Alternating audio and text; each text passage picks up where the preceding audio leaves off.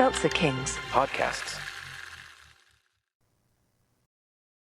This episode is brought to you by Progressive Insurance. Do you ever find yourself playing the budgeting game? Well, with the Name Your Price tool from Progressive, you can find options that fit your budget and potentially lower your bills. Try it at Progressive.com. Progressive Casualty Insurance Company and Affiliates. Price and coverage match limited by state law. Not available in all states. Hi-oh, pod friends. It's me, Dave. Yes, this is a rerun because we are very, very busy here preparing for the Spooktacular 2022. Well, some of us are busy. Gavin is too busy ugly crying over the Queen. This particular Redux, episode number 307, his name is Bum Farto, is one of my favorites because, well, Bum Farto. I mean, come on.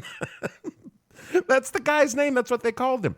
And this story has everything. It has drugs and cocaine and conspiracy theories and the Florida Keys. God, I love this episode so much. So here it is, episode 307, Redux. And we'll see you guys in 2 weeks with a little story about a little movie that scared the hell into America. See you soon. I don't care if you think it's beneath your dignity, Gavin. We're doing the fart joke show. Ass. The following podcast contains... Sacred Island, watch the language. Hey, pal, watch the gutter language. Okay, let's try to watch the language. There's children present, yeah? And will you watch your ruddy language? My ears are not a toilet. explicit language.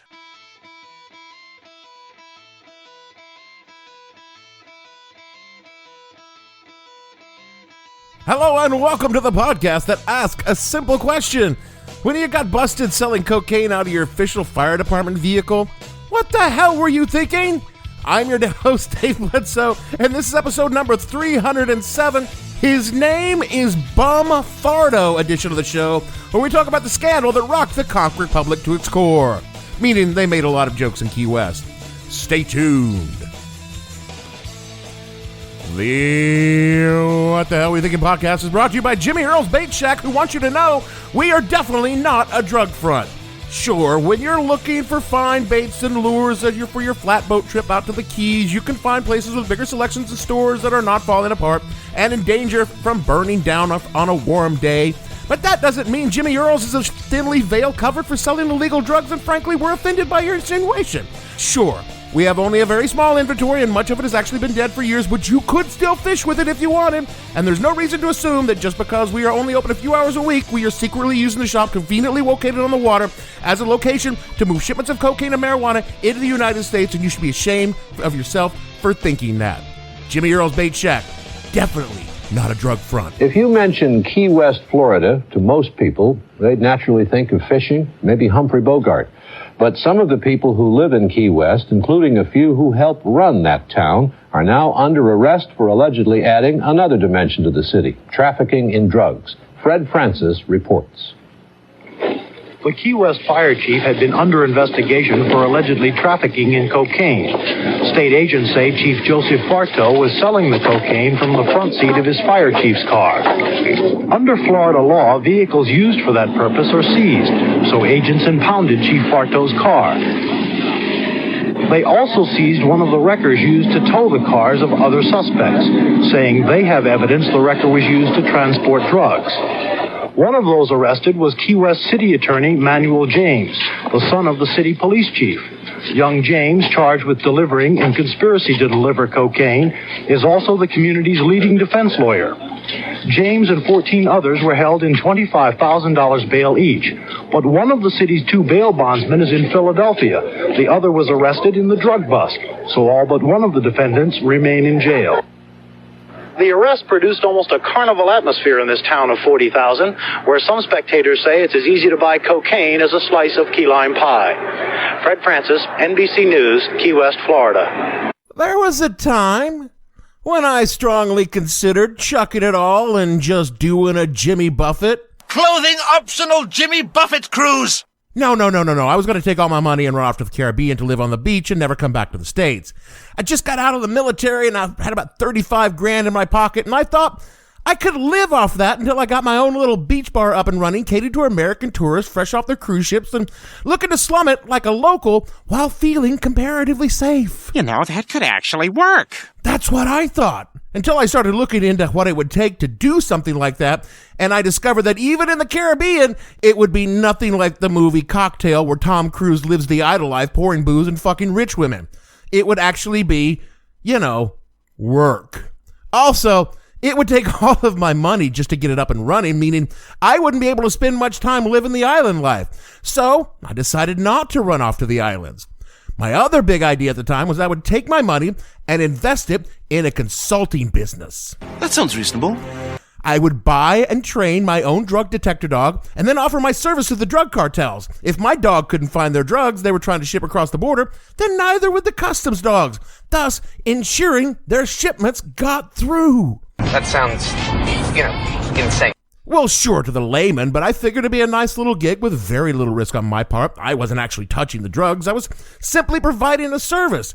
However, I thought about it for a minute and quickly realized that even if I did have the connections to find and work for the drug cartels, which I totally did not, the first time my dog had a bad day and they lost a few $100,000 at the border, they were likely to put a bullet in me and the dog, so I decided that wasn't for me. What these two completely true stories from what I sadly call my life have in common is this week's show topic about a singularly funny name and the Florida cocaine trade in the 1970s and 80s. It's cliche that cocaine fueled the 1970s and 80s, and you might think you know how easy it was to get blow back then, but you don't. Cocaine was effectively sold at a vending machine. If you take a vending machine to be a guy named Eddie who stood by the cigarette machine between the women's and men's rooms, and if you wanted coke, you walk up to Eddie and simply ask, "Do you have any cocaine?" And Eddie would reply, "How much you want?" And you would give him $20 for a couple of lines of toot, go into the bathroom, do your rails, and go back out dancing. You would repeat the process throughout the night. Everyone was doing it. Well, not everyone. I mean, my mom and dad definitely not, and Ron and Nancy Reagan probably not then, but other than those people, everyone was doing blow. And all that blow had to come from somewhere. Colombia. Well, in those days it was Peru, but I'll allow it. Weed was the primary export to the United States for much of the 50s and 60s, but in the 70s, traffickers began experimenting with smuggling small amounts of cocaine into the United States, primarily in suitcases on commercial flights. A $1,500 kilo of cocaine from Colombia, once cut and distributed, fetched upwards of $50,000 on the streets of the United States, and that meant there was big money to be made by moving it, and so began the Cocaine Cowboy years in Florida. It's in the 80s that most people think of when they talk about the drug years in Florida, and they tend to focus on Miami because of a certain flashy television show.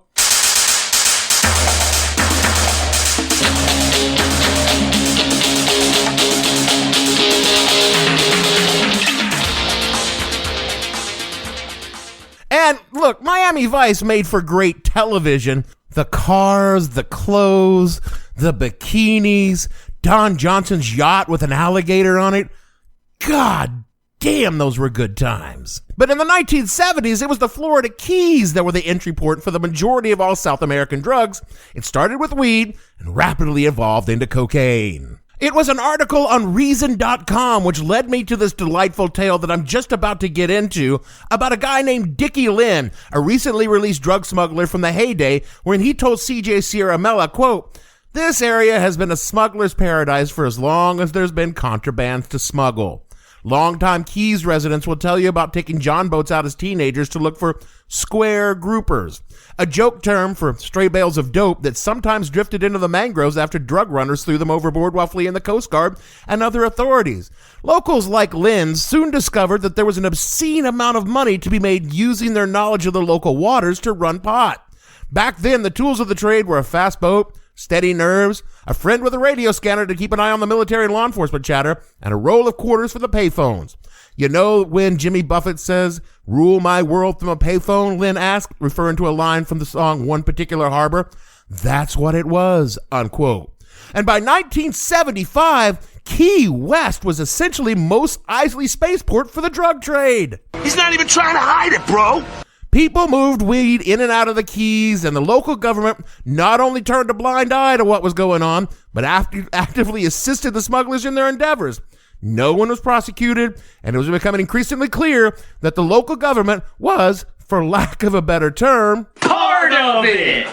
None of this bothered the locals in the least, but you need to understand that Key West in the 1970s really was a pirate town straight out of a Jimmy Buffett song. From a 1996 article in the Sun Sentinel News, quote, "To live on an island this small, you need a different psyche. A different mindset," says Ken Jenny, a former Broward County assistant prosecutor who headed the first state grand jury probe into Key West's curious view of justice. Marijuana in their mindset was no different than shrimping. Theirs is simply a different moral and legal system, unquote.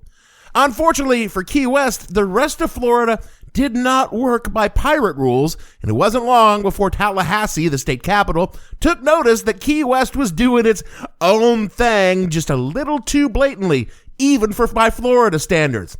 Again, from the Sun Sentinel, quote, "In 1973, Governor Reuben Askew asked the Broward State Attorney's Office to investigate a folder full of complaints, one of which concerned open drug dealing in Key West. State Attorney Phil Shaler picked a state senator to head a three-man task force to look into the matter. The team received little cooperation. One night, they found Lindbergh cheese smeared into the air conditioners in their motel, an odorous warning, but hardly enough to stop their work. What they found would lead to a 6-month investigation by the Florida Department of Criminal Law Enforcement, the U.S. Drug Enforcement Administration, and the Dade County Organized Crime Bureau. Operation Conch resulted in a fistful of grand jury indictments and a roundup on September 9th, 1975, of 19 alleged Key West drug dealers," unquote. The very first person they arrested was a local by the name of Joe Farto.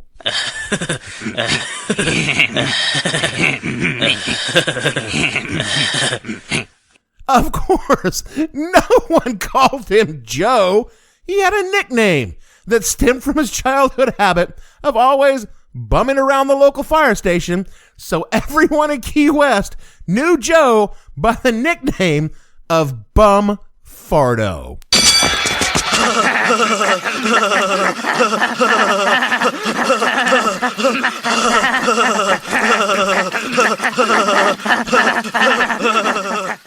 Did I pick the topic for this week entirely based on the name Bum Farto? Yes. Yes, I did. I am going to say Bum Farto many, many times over the next few minutes, and I'm going to laugh every time I do. You just need to accept this because I cannot change it and wouldn't even if I could.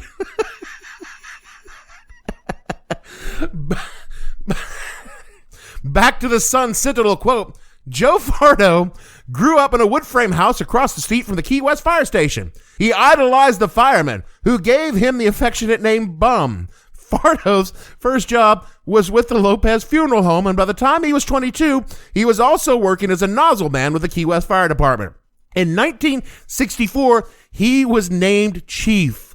Farto was a colorful eccentric who was usually attired in fire engine red with flashy gold chains around his neck. He was also a big fan of the Key West High School baseball team and was permitted to drive his car into the stadium and park near the left field fence.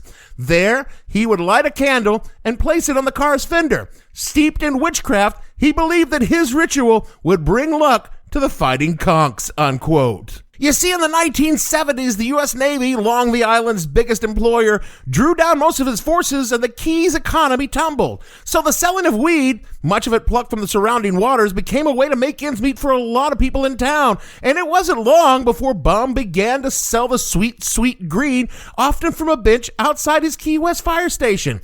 And it wasn't much later that he graduated to selling cocaine, often from the seat of his fire department official vehicle, a canary yellow Ford with El Jefe plates purchased at a discount with money earned by selling drugs.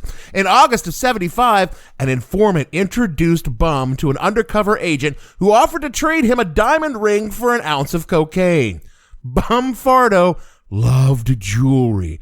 He was constantly adorned in gold necklaces and flashy diamond rings, and waving this ring under his nose was just the sort of bait Bum Farto couldn't resist. While that deal was in the works, we now come to the part of the story where things, get a little dark.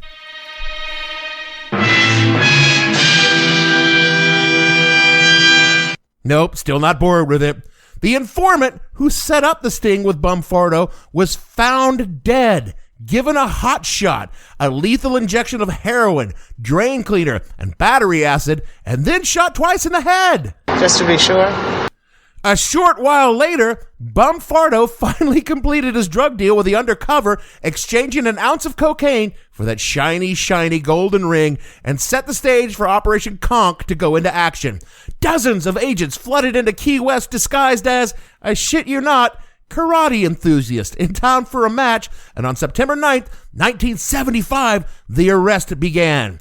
Quoting from an August 2020 article in KeysWeekly.com, quote, Farto left his house on the morning of September 9th, 1975, and spotted Larry Dollar, one of the undercovers, and another agent dressed in suits. The chief realized he had been set up and threw the ring which Dollar had traded him for cocaine to the ground. Bum rushed to his car and started to drive away, but he didn't get far. Where the hell was he going to go? He was on a damn island. And he was the first arrest of Operation Conch. 28 more alleged dealers went down that week, but the headlines focused on the fire chief Farto, city attorney Manny James, and the breakup of a crooked system of small-town corruption, unquote. Manny James, the son of the local police chief, the city attorney, and the only defense lawyer in Key West, who, if you recall, had been arrested, was also the defense lawyer for Bum and several others arrested in Operation Conch. Again, from the Sun Sentinel, quote, agents also caught up with Manny James, Manuel Corrido Ortega, and Artie Crespo, a previously convicted gambler. Crespo had been acquitted the night before on a weapons charge. His attorney was Manny James, and one of the men, Barbie Marion Francis, was already in jail. He was charged with murdering Titus Walters, the original informant that started this whole thing off, and would later be convicted of the crime. In a wild outburst of legal incest, Farto, James, and the others were all bailed out by Ortega, a fellow defendant. And then Bum hired James to defend him against 3 charges of drug dealing that could send him to prison for more than 30 years, unquote. Bum Farto was charged, and some attempts to delay the trials went through various shady means, but it wasn't long before he was convicted of selling marijuana and cocaine in March of 1976. Now, these charges were felonies to be sure, but Farto probably wasn't looking at hard time for trafficking and could probably expect a fairly light sentence as a first-time offender, particularly if he was willing to talk about his sources for the drugs. Out on bail while awaiting sentencing, Farto told his wife he needed to go to Miami to meet a friend. He rented a car and drove out of Key West. That was the last time anyone would ever see Bum Farto again. His wife reported him missing 3 days later, and a search for Farto's rental car finally turned up the missing vehicle in late March in Miami's Little Havana with no sign of Bum Farto. And all across Key West and the rest of the Florida Keys, white t-shirts with red lettering began to appear with the legend, "Where is Bum Farto?" emblazoned on the chest. Again from the Sentinel, quote, Farto's date for sentencing was set for April 5th. 2 days earlier, the Key West Citizen had polled 10 Key Westers to ask if they thought he would show up for court.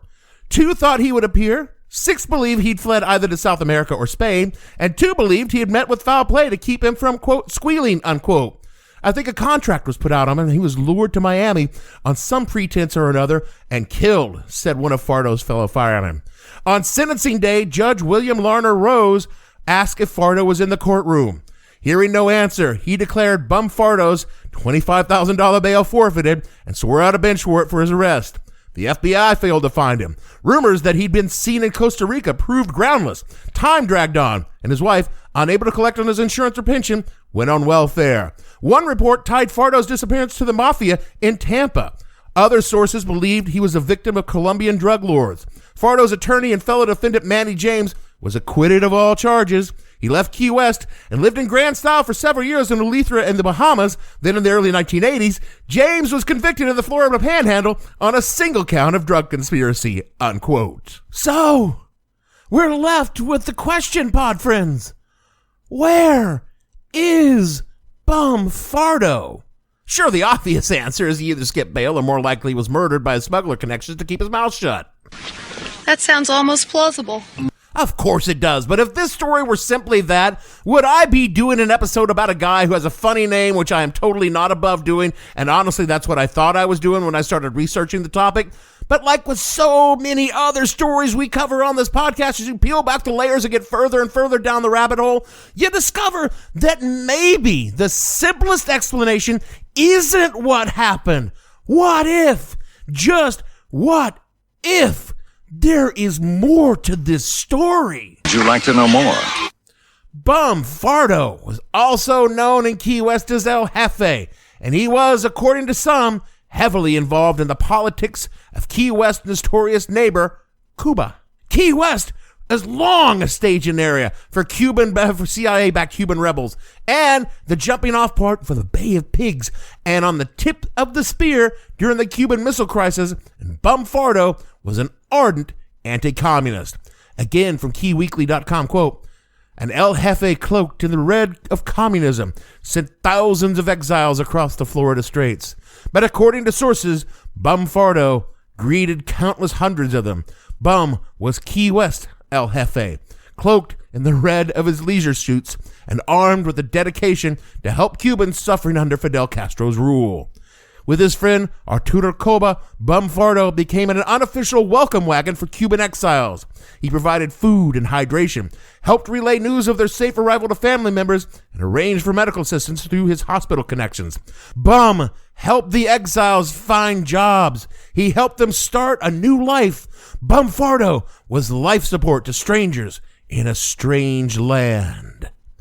It's been long suspected that the CIA used drug money funded by many clandestine operations over the years, and much of that money went to anti-Castro elements in Florida. Though the exact details are hotly debated even today, it is more or less taken for granted that the early drug trade was given cover by the CIA in order to use the money for any number of dirty deeds, and since Key West was so close, it stands to reason that much of the CIA cloak smuggling went through the island well into the 1970s. Again from Key Weekly, quote, "Journalist Douglas Valentine conducted an extensive investigation into Bunkin and Deacon for his book, The Strength of the Pack, the Personalities, Politics, and Espionage Intrigues That Shaped the DEA. It reveals claims that CIA-trained anti-Castro exiles infiltrated the DEA on behalf of the Tampa Mafia through Deacon to protect narco-trafficking routes that funded their operations. Deacon agents eliminated competition and facilitated drug shipments benefiting Tampa Mafia boss Santo Trafficante and the CIA's war against Fidel Castro. Those actions created friction between regular DEA agents and those of Deacon. I believe this set the stage for Operation Conch. DEA agent Grayston Lynch left Key West suddenly around August of 1975. The CIA noted in secret documents that were declassified in 2004 because of internal DEA politics, he was blown and left dangling on a string in Key West. He had to leave town within 24 hours and left his informants there without calling or warning them. As a result, he lost friends, prestige with his informants, many of them Cuban exile, and his business in Key West. The timing of this series of events begs several questions. Did Grayson Lynch facilitate drug shipments to finance a CIA war against Castro? Was Bum Farto a CIA operative or informant? Did a DEA CIA turf war turn the tables on Operation Conch? Could it be that Bum Farto was not a despicable drug dealer, but rather a soldier on the front lines doing whatever he could to defeat the communist threat that lurked just 90 miles from his home? Unquote. What if, hypothetically, Bum Farto was not a corrupt, small-town drug dealer, but was in fact a key player in a CIA-sponsored drug-running operation funding black ops against Castro? That seems unlikely, but thank you. Think about it. We have a small-town guy with deep connections to the Cuban exile community who goes missing in Little Havana days after being convicted on what are actually fairly minor drug charges.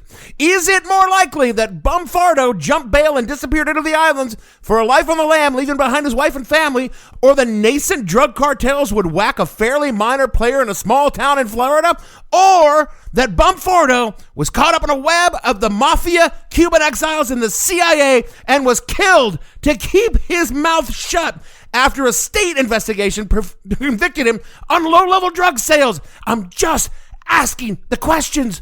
I'm only asking the questions. To which, of course, the answer is probably he was whacked by his business partners and his body dumped in the ocean like a lost bale of weed. Either way, Bum Farto is today, 40-plus years later, a legend in the Florida Keys. His fire department desk is just as he left it and on display in the Key West Fire Museum. And if you should want an original "Where is Bum Farto" t-shirt, it will set you back the price of a key of cocaine on today's prices. And I don't think the question today should be, where is Bum Farto? If he is alive, he'd be nearly 100 years old. So instead, we're left with, who is Bum Farto? And I would proffer, pod friends, that like after a meal of red beans and rice, there is a little Bum Farto in all of us. Bum Farto is a modern Spartacus, either a small-town pirate making his way with what he's got, or a goddamn hero who gave his life to defeat communism by selling blow for the CIA and then got caught. But either way, you are Bum Farto. I am Bum Farto. We are all Bum Fartos. So say it loud and proud on social media. Hashtag I am Bum Farto. So, you just started using LinkedIn Premium. Now what? Well, on your premium company page, you noticed around 7.5 times more page engagement and 5 times more page views. Well done. And now, new clients are messaging you. All because you're using LinkedIn Premium, which helps you get the business growth you want. Think big, small business. Think big. Start your free trial at linkedin.com/premium small business. That's linkedin.com/premium small business.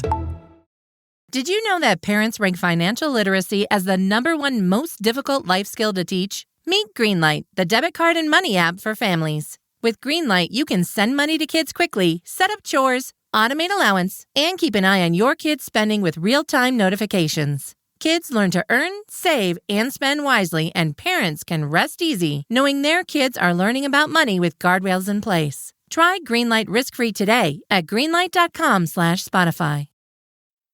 That is it for our show this week. When people ask me from time to time what my podcast is about, I tell them, well, I find these stories about strange things in history or society, and I tell you about them, and a lot of time there are fart jokes in them.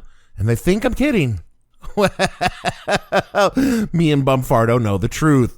For the record, I have said Bum Farto 32 times in the past 25 minutes, and it's just as funny now as the first time I heard it. And you know that's damn well true. Speaking of knowing awful truths, rate and review the show wherever you get your pods so others can learn of Bum Farto. That's probably 35 or 36. And wonder why the hell I am talking about a drug case from 1975. And you suggest they listen to it, to which you can simply look them in the eye and say, Bum Farto. 37. You can follow the show on the social, the hell_podcast on Twitter, and the show name on Facebook. And I would not have this story if it wasn't for CJ Sierramella of Reason.com, who, I got the rights for a libertarian rag, is an awesome guy and loves a fart joke, Dungeons and Dragons, and criminal justice reform. You can keep the fart jokes flowing by donating to our Patreon at patreon.com/whatthehellpodcast. All the shows are ad-free and early for just $1, and if you get a few dollars more, you can get a recording of Gavin floating air biscuits in the engineering booth that he doesn't know I've made.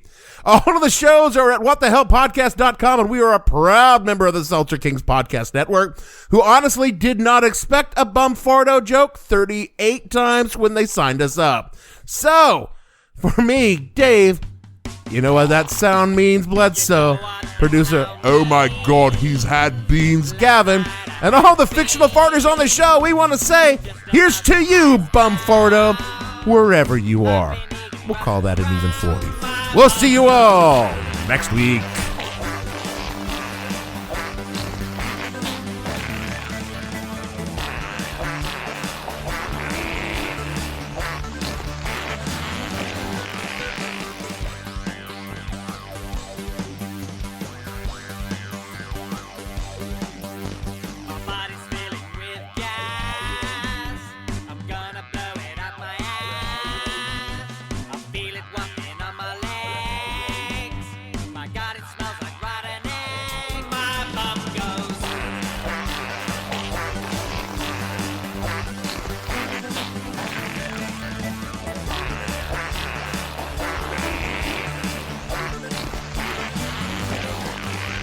What the Hell Were You Thinking stars Dave Bledsoe and features Gavin St. James and several fictional minions. The show is produced by Kimberly Steele and a part of the Seltzer Kings podcast network. You can find more information on the show on their website, whatthehellpodcast.com, or on Twitter at @thehell_podcast, or on Facebook as What the Hell Podcast. Thanks for listening. I have no ending for this, so I take a small bow. I've seen The Exorcist about 167 times. Seltzer Kings Podcasts.